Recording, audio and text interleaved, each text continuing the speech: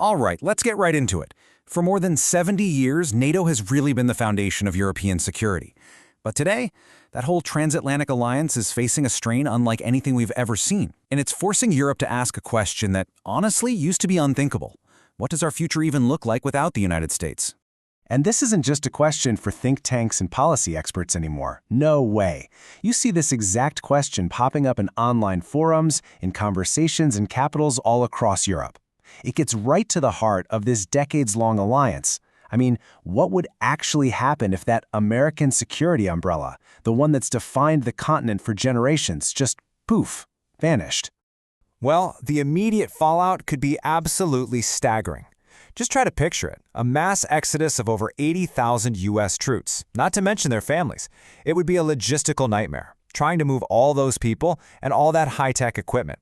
Some people speculate this could kick off a brand new European arms race as all these nations scramble to fill that massive security void. And for the U.S., its ability to project power across Africa, the Middle East, and Russia would be seriously weakened. Now, in reality, a snap decision for the U.S. to just up and leave NATO is a lot harder today.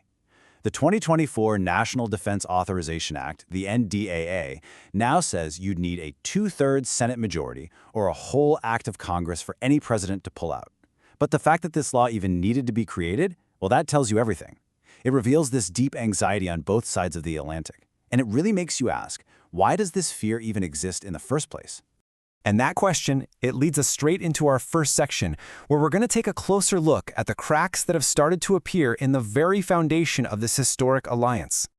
This quote from Jean-Pierre Molny, it just hits the nail on the head. He says Europeans are caught in a terrible dilemma.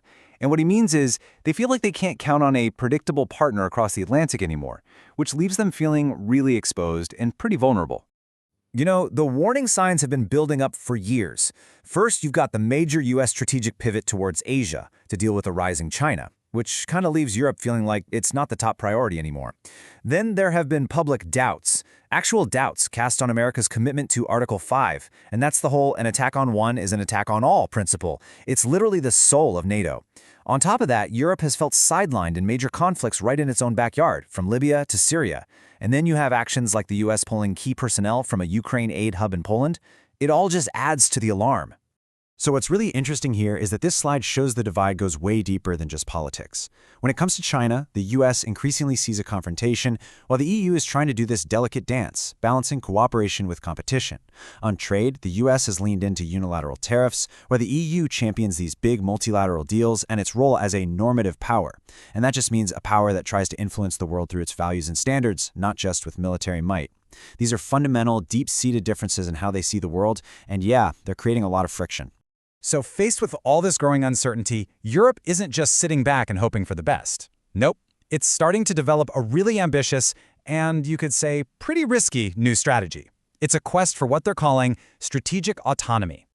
So what is this big idea? It's called European Union Strategic Autonomy, and at its core, it's pretty simple. It's about the EU gaining the power to act on its own terms.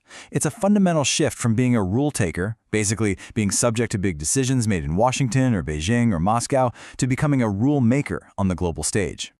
Now, this idea didn't just pop up overnight. It's been gaining some serious momentum.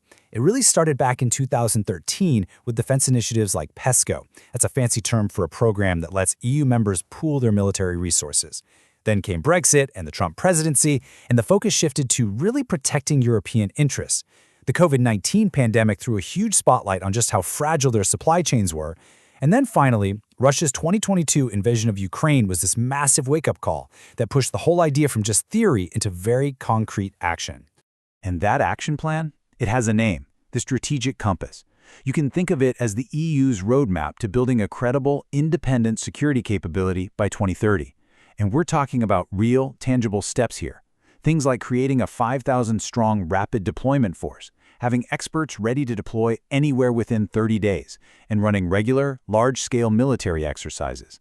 This is Europe trying to build the muscle it would need to actually stand on its own 2 feet.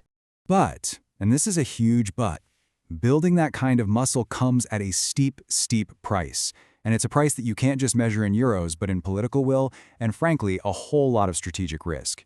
First off, let's just look at the economic reality. The EU's slice of the global economic pie is shrinking. Today, it's around 17%, but check this out. Projections show it could drop to just 9% by 2050.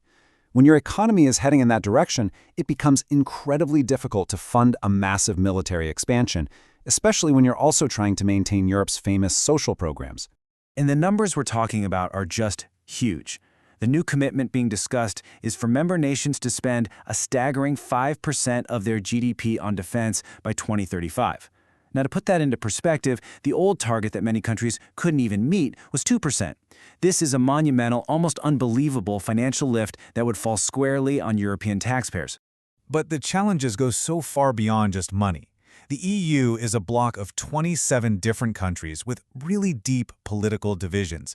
They don't have a unified foreign policy because, well, they don't all see the world the same way. For example, Poland and the Baltic states see Russia as a direct existential threat. Meanwhile, countries like France have historically pushed for more dialogue.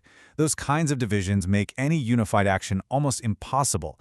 And the stark reality is that right now, the EU simply does not have what it takes to deter an aggressive Russia by itself. So this brings us to the absolutely critical question that all the experts are asking, and one that, so far, politicians don't seem to have a clear answer for. Who exactly is going to pay for all of this? And maybe there's an even bigger, more profound question here. Is creating a centralized EU military a kind of Pandora's box? I mean, could this effort to solve one very big problem end up creating a whole bunch of new, unforeseen ones for a continent with such a long and complicated history? When you put all these pieces together, it all leads to this one final, unavoidable conclusion. Europe is truly at a historic crossroads, and it's facing a choice where there are just no easy answers. So, at the end of the day, it all boils down to this. Europe has two paths. Path 1, keep relying on the United States. The pro is obvious. You get to keep the most powerful security guarantee in the history of the world. The con? Well, you stay dependent on an ally that many now see as unpredictable. Then there's path 2, go all in on strategic autonomy. The pro there is independence, the power to control your own destiny. But the con? Oh man, it's an immense financial cost, deep political divisions, and just an enormous amount of strategic risk. And this brings us to a final and pretty sobering thought from the source material. It's a stark warning that, quote, history has solemnly proven that when left to their own devices, the Europeans inevitably create disastrous conflicts. And that right there is the ultimate question. As Europe considers a future where it has to defend itself, it also has to confront its own past. And it leaves all of us to wonder, will this time be different?